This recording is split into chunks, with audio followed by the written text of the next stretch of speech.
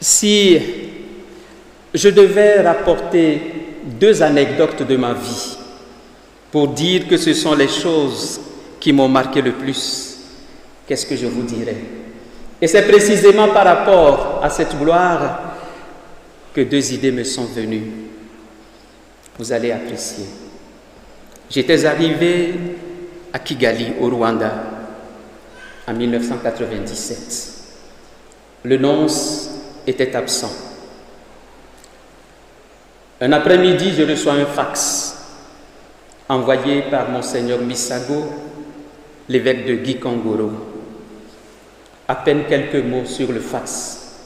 SOS, on veut m'assassiner, venez à mon secours.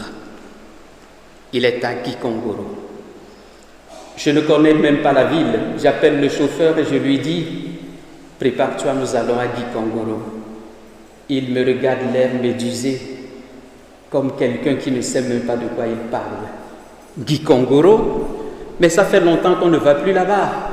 C'est une zone interdite, parce qu'on tire sur le chemin. Je lui dis, je viens de recevoir ce message de Monseigneur Misago qui appelle à l'aide. Que vais-je faire? Allons à Gikongoro. Il demande d'abord un peu de temps pour aller parler avec sa famille. Il revient, il me dit, ma famille accepte, nous allons à Gikongoro. Nous rentrons dans la voiture. Il n'y avait pas âme qui vive sur le chemin. Et tout au long du trajet, nous ne faisions que prier. Nous arrivons et quand l'évêque me voit, il commence à pleurer. Parce qu'il ne pouvait pas imaginer qu'avec tout ce qu'on disait de cette route, je pouvais arriver. D'un air étonné, il me dit, mais Monseigneur, vous êtes venu, vous avez envoyé un message disant qu'on veut vous assassiner. Je ne veux pas porter sur ma conscience le reste de mes jours cette lâcheté de ne pas avoir porté assistance à un évêque qui m'a appelé. Il n'en croit pas ses oreilles. Elle dit, mais que voulez-vous faire maintenant? Je lui dis, je vais vous prendre à bord de ma voiture. Si c'est nécessaire, vous allez rentrer dans le capot, on va bien vous cacher. Il me regarde et sourit, me dit, non, Monseigneur, si je rentre dans cette voiture, c'est une raison de plus pour qu'on nous tire là-dessus. Parce que c'est vous qui pensez que personne ne vous a vu, mais tout le monde sait que vous êtes là. Et si je rentre dans la voiture, on saura. Nous ne pourrons jamais retourner à Kigali ensemble. Elle me dit, retournez à Kigali. Quand vous y serez, dites ceci à l'archevêque de Kigali.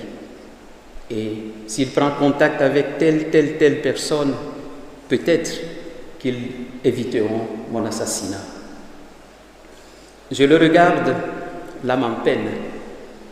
Je rentre dans la voiture, il s'approche et il me dit, Monseigneur, je n'oublierai jamais que vous avez pris le risque de perdre votre vie pour sauver la mienne.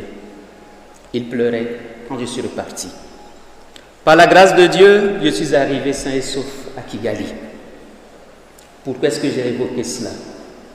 Le jour-là, j'étais tellement heureux parce que je me suis dit, pour une fois, j'ai fait quelque chose qui est surhumain.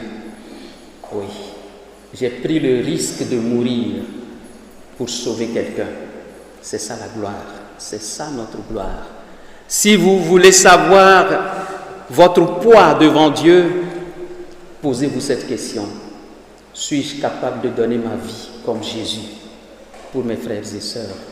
Si oui, vous avez du poids devant Dieu. Sinon, vous n'avez du poids que devant les hommes. Et cela est sans importance.